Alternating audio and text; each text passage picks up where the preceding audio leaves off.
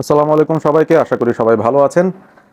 বাংলাদেশের ক্রিকেটের ইতিহাস যদি আমরা চিন্তা করি তাহলে মাল্টি ন্যাশনাল যেই টুর্নামেন্টগুলো হয় যেখানে দুইয়ের বেশি দল অংশগ্রহণ করেছে এরকম কোনো টুর্নামেন্ট, অর্থাৎ বায়োল্যাটারাল সিরিজ বাদে যদি মাল্টি ন্যাশনাল টুর্নামেন্ট চিন্তা করি ছেলেদের ক্রিকেট মেয়েদের ক্রিকেট মিলিয়ে, তাহলে সবচেয়ে বড় যে সাফল্যগুলো দেখি সেটা হচ্ছে চ্যাম্পিয়ন্স ট্রফিতে ছেলেরা সেমিফাইনালে গিয়েছিল একবার 2017-তে, সেটা একটা। 2019-এ একটা ট্রাই নেশন সিরিজ আয়ারল্যান্ড এবং ওয়েস্ট ইন্ডিজের সঙ্গে সেটা বাংলাদেশ জিতেছিল, সেটা একটা অ্যাওয়ে সিরিজ ছিল। এবং এছাড়া কোনো ধরনের মাল্টি ন্যাশনাল টুর্নামেন্ট বাংলাদেশের সিনিয়র মেন্স টিম কিন্তু জিততে পারেনি। এবং আমরা যদি এ টিমগুলোর কথা বলি বা ইমার্জিং এশিয়া কাপ যেটা অনুষ্ঠিত হয় রেগুলার বেসিসে, সেখানেও কিন্তু বাংলাদেশের সাফল্য নেই সেভাবে। চ্যাম্পিয়ন হতে পারেনি তারা কোনোবারই, তবে ওই ফাইনালে উঠতে পেরেছে এবছরই বাংলাদেশ এ টিম। তারা কিন্তু ছেলেদের রাইজিং স্টার্স এশিয়া কাপের ফাইনালে উঠেছিল। আর চ্যাম্পিয়ন তারা হতে পারেনি অবশ্যই। বাংলাদেশ উইমেন্স টিম তারা সর্বোচ্চ এশিয়া কাপ জিতেছে, সিনিয়র উইমেন্স টিমটা। এটাই হচ্ছে সর্বোচ্চ সাফল্য। সো যতবার একটা এ টিম বা জাতীয় দলের কেউ কোনো দল যখন কোনো একটা টুর্নামেন্টে ফাইনালে উঠে তখন কিন্তু আমরা এক্সাইটেড হয়ে যাই এবং তখন সেই টুর্নামেন্টটা আমাদের জন্য খুবই ইম্পর্টেন্ট হয়ে যায়। তো সেরকমই একটা উপলক্ষ কিন্তু আগামীকাল অপেক্ষা করছে বাংলাদেশ ক্রিকেট টিমের জন্য। সেটা ইমার্জিং এশিয়া কাপ যেটা অনুষ্ঠিত হচ্ছে মেয়েদের থাইল্যান্ডের ব্যাংককে, সেই টুর্নামেন্টে বাংলাদেশ পুরো টুর্নামেন্ট অপরাজিত থেকে তারা কিন্তু ফাইনালে চলে গেছে এবং ফাইনালে তাদের প্রতিপক্ষ হচ্ছে ইন্ডিয়া। ইন্ডিয়ার অবভিয়াসলি আমরা জানি যে তাদের সাফল্যের হারটা কত বেশি। তারা রিসেন্ট সময়ে ওডিআই ওয়ার্ল্ড কাপ জেতা দল এবং এই ইন্ডিয়া দলটার যে এ টিম আছে সেখানেও অন্তত 5জন ক্রিকেটার আছেন যাদের অলরেডি ইন্টারন্যাশনাল ডেবিউ হয়ে গেছে বা ইন্টারন্যাশনালি তারা ইন্ডিয়ার উইমেন্স সিনিয়র ন্যাশনাল টিমেও খেলেছেন। সো এই স্কোয়াডের মধ্যে যখন আপনি দেখছেন যে এরকম একটা ইন্ডিয়ার এগেনস্টে বাংলাদেশকে খেলতে হবে, অবভিয়াসলি এই টুর্নামেন্টটা বা এই টুর্নামেন্টের ফাইনালটায় ম্যাচটা ইন্ডিয়া শুরু করছে ফেভারিটস হিসেবে এবং বাংলাদেশ হয়তো আন্ডারডগ হিসেবেই এই ফাইনালটায় যাবে। বাট একটা আশার আলো আমরা দেখতে পাচ্ছি। কিছু পরিসংখ্যান আপনাদের সঙ্গে শেয়ার করতে পারি। সেটা হচ্ছে ইন্ডিয়া এবারের উইমেন্স রাইজিং স্টার্স এশিয়া কাপে তারা ইউএইর কাছে হেরেছে। অর্থাৎ ইন্ডিয়া যে একেবারে অপরাজিত থেকে ফাইনালে গিয়েছে ব্যাপারটা এরকম না। তারা ইউএইর সঙ্গে একটা ম্যাচ হেরেছিল, কিন্তু পরবর্তীতে পাকিস্তান এবং নেপালকে হারিয়ে তারা সেমিফাইনালে যায় এবং সেখানে শ্রীলঙ্কাকেও বেশ কনভিনসিংলি হারিয়ে তারা ফাইনালে উঠেছে। আর অন্যদিকে বাংলাদেশ তারা এখনো পর্যন্ত এই টুর্নামেন্টে অপরাজিত, অর্থাৎ গ্রুপ পর্বের 3টা ম্যাচই তারা জিতেছে, যেখানে শ্রীলঙ্কাকে তাদের হারাতে হয়েছিল, থাইল্যান্ড মালয়েশিয়াকেও তারা হারিয়েছে এবং সেমিফাইনালে পাকিস্তানকে তো ধ্বংস করে দিয়েছে। 54 রানের বড় একটা জয় বাংলাদেশ পেয়েছিল সেমিফাইনালে এবং শেষ পর্যন্ত ফাইনালটায় লকড ইন হয়েছে বাংলাদেশ এবং ইন্ডিয়া এ টিম। এবং এই দুটো দলের মধ্যে আমরা যদি একটুখানি ইনডেপথ যাই এই টুর্নামেন্টের ফাইনালের আগ পর্যন্ত কার কি পরিসংখ্যান রয়েছে, কিছুটা অ্যালার্মিং সাইন্স রয়েছে বাংলাদেশের জন্য অবশ্যই। কারণ ইন্ডিয়ার এই এ দলটার ভেতরেও এমন কিছু ক্রিকেটাররা আছেন যারা মোটামুটি ওই উইমেন্স যেই আইপিএলটা হয় সেখানে কিন্তু রেগুলার পারফর্ম করছেন এবং খুবই ভালো পারফর্ম করছেন। সেই কম্পিটিটিভ এনভায়রনমেন্টেই তারা বড় হয়েছেন। সুতরাং ন্যাশনাল টিমে এখনো সুযোগ না পেলেও সেই ক্রিকেটাররা কতটা বিধ্বংসী সেটার কিছু প্রমাণ কিন্তু আমরা পাই।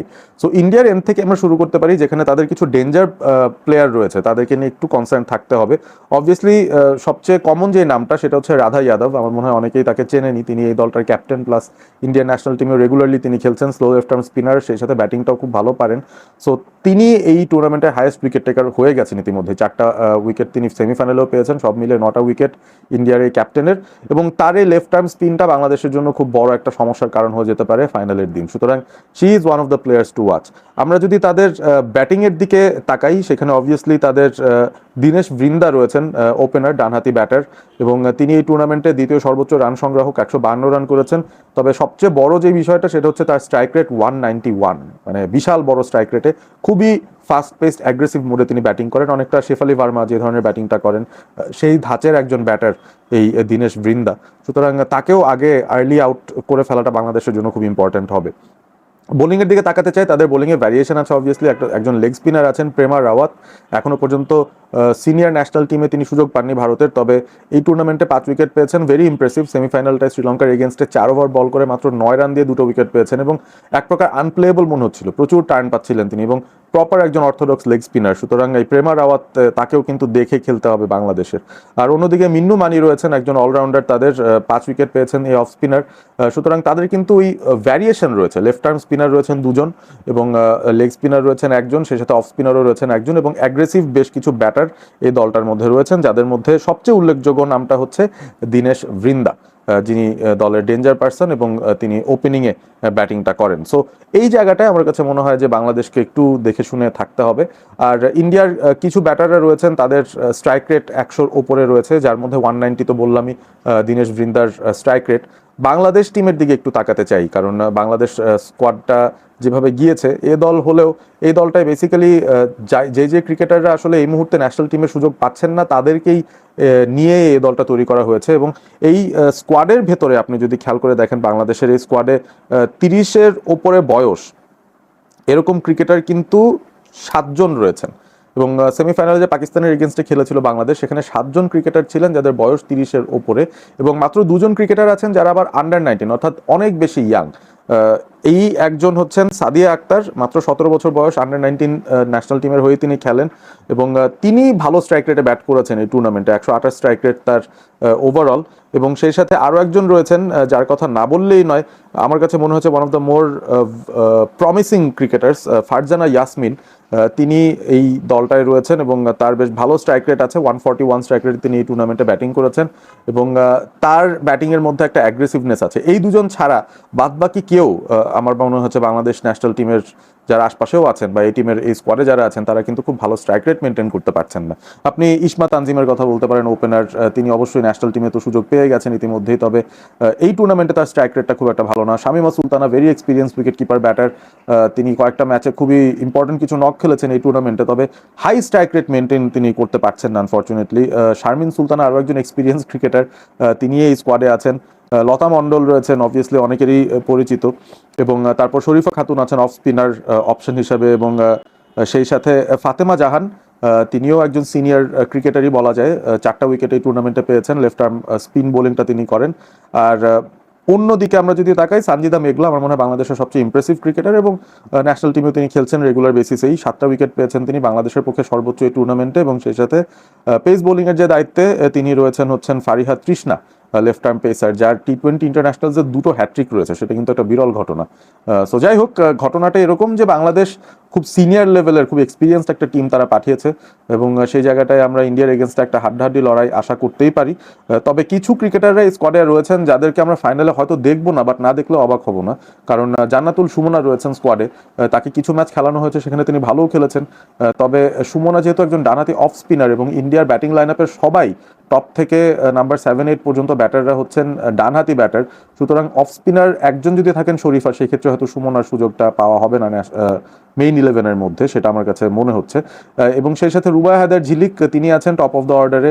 আমার মনে হয় শামিমা যেহেতু খেলছেন এবং ইসমা তানজিমের উপরে যেহেতু ভরসা রাখা হচ্ছে, হয়তো রুবায়া ঝিলিক ফাইনালে হয়তো সুযোগ পাবেন না। তাজ নেহারও রয়েছেন মিডল অর্ডারে খেলার জন্য, তিনিও হয়তো ফাইনালে সুযোগ পাবেন না। বেসিক্যালি যে 11টা পাকিস্তানের সঙ্গে খেলেছিল, একই একাদশ হয়তো তারা খেলবে ইন্ডিয়ার এগেনস্টে। এবং সুমাইয়া আক্তার, যিনি বাংলাদেশ বর্তমান আন্ডার 19 টিমের ক্যাপ্টেন, তিনিও হয়তো মেইন 11-এ সুযোগ পাবেন না। তবে তার দুই সতীর্থ, যাদের দিকে আমি অ্যাকচুয়ালি তাকিয়ে রয়েছি, যাদের খেলা আমি অ্যাকচুয়ালি কালকে দেখার জন্য খুবই উদ্গ্রীব রয়েছে, একজন হচ্ছেন ফারজানা ইয়াসমিন, যার কথা বলছিলাম, যে মাত্র 16 বছর বয়স, এবং এখনই তিনি খুবই ইমপ্রেসিভ কিছু পারফরমেন্স দেওয়ার নমুনা দেখাচ্ছেন। এবং সেই সাথে সাদিয়া আক্তার, আরও একজন, যিনি অফ স্পিন করার পাশাপাশি বেশ ভালো স্ট্রাইক রেটে ব্যাটিংটাও করতে পারেন। সো তাদের খেলাটা আমি দেখতে ইন্টারেস্টেড, যেহেতু এটা এ টিম, আমরা ফরওয়ার্ড লুকিং একটা চিন্তাভাবনায় থাকতে পারি। এবং সিনিয়র যারা রয়েছেন, অবভিয়াসলি ক্যাপ্টেন ফাহিমা খাতুন, তার উপর অনেক কিছুই ডিপেন্ড করছে। গত ম্যাচে তিনি প্লেয়ার অফ দ্য ম্যাচ হয়েছিলেন, ব্যাটিং বোলিং দুই দিক থেকে চমৎকার পারফরমেন্স দিয়েছেন, ক্যাপ্টেন্সিটাও ভালো করছেন তিনি। এবং আমার কাছে মনে হয় যে সাধারণত বাংলাদেশ ইন্ডিয়ার ম্যাচগুলো কিন্তু বেশ ক্লোজ 40 হয়, এবং উইকেটটা যদি স্পিন সহায়ক হয়, সেই ক্ষেত্রে আমার কাছে মনে হয় যে বাংলাদেশের ম্যাচটাকে আরও ক্লোজ করে আনার একটা সুযোগ বা সম্ভাবনা বেশি থাকে। কিছু ফ্যাক্টরস আমার মনে হয় ইম্পর্টেন্ট হবে আগামীকালের ম্যাচটায়। বাংলাদেশ যদি টসটা জেতে, আমার মনে হয় it will be good for Bangladesh, যে তারা আগে ব্যাট করে একটা টার্গেট সেট করবে, তারপর তাদের বোলারদেরকে দায়িত্ব দেবে সেই টার্গেটটা ডিফেন্ড করার জন্য। এই টেমপ্লেটটা বাংলাদেশ উইমেন্সকে বেশ হেল্প করেছে, কারণ ইন্ডিয়াকে আগে ব্যাট করতে দিলে তারা যদি 150+ কিছু করে ফেলে, আমার কাছে মনে হয় যে বাংলাদেশের জন্য এই রানটা চেস করা খুব টাফ হয়ে যাবে against India's bowling. So toss জিতে ব্যাটিং নেওয়াটা আগামীকাল বাংলাদেশকে একটা অ্যাডভান্টেজে ফেলতে পারে, এবং ইন্ডিয়া হয়তো সে একই কাজ করতে চাইবে। সো টস একটা ইম্পর্টেন্ট ফ্যাক্টর আগামীকালের ম্যাচে হতে চলেছে। আপনারা আপনাদের প্রেডিকশন জানিয়ে দিতে পারেন, বাংলাদেশ ভার্সেস ইন্ডিয়া এ দলের এই rising stars Asia cup final ম্যাচটায় আপনাদের এক্সপেকটেশনটা কি, এবং বাংলাদেশ যেহেতু এত এক্সপিরিয়েন্সড একটা টিম নামাচ্ছে ইন্ডিয়ার এগেনস্টে, এই টিমটার কি আসলে চ্যাম্পিয়ন হওয়ার একটা সুযোগ রয়েছে কিনা, এবং এই টিমটা যদি চ্যাম্পিয়ন হয়ে যায়, বাংলাদেশ যদি কালকে ইন্ডিয়াকে হারিয়ে দেয়, সেটা কি বাংলাদেশ ক্রিকেটের অন্যতম সেরা কোনো সাফল্যের তালিকায় পড়বে কিনা সেটাও আপনারা কমেন্ট করে জানিয়ে দিতে পারেন। এবং প্লেয়ার্স টু ওয়াচ যে তালিকাটা বলছিলাম, সেখানে আপনারা কোন কোন প্লেয়ারদের কাছ থেকে কি পারফরমেন্স আশা করছেন সেটাও আপনারা কমেন্ট করে জানিয়ে দিন। এবং all the best to Bangladesh A team, all the best বাঘিনীদেরকে। আগামীকাল আমরা উদ্গ্রীব হয়ে খেলাটা দেখার চেষ্টা করব এবং অবশ্যই চাইবো বাংলাদেশ যেন ইন্ডিয়াকে হারিয়ে রাইজিং স্টার্স এশিয়া কাপ উইমেন্সের চ্যাম্পিয়নশিপটা ঘরে নিয়ে আসতে পারে। ভালো থাকবেন সবাই। ভিডিওটি ভালো লেগে থাকলে বন্ধুদের সঙ্গে শেয়ার করবেন, লাইক করবেন ভিডিওটি এবং সেই সাথে সাবস্ক্রাইব করবেন অল স্পোর্ট এবিপি। ভালো থাকবেন।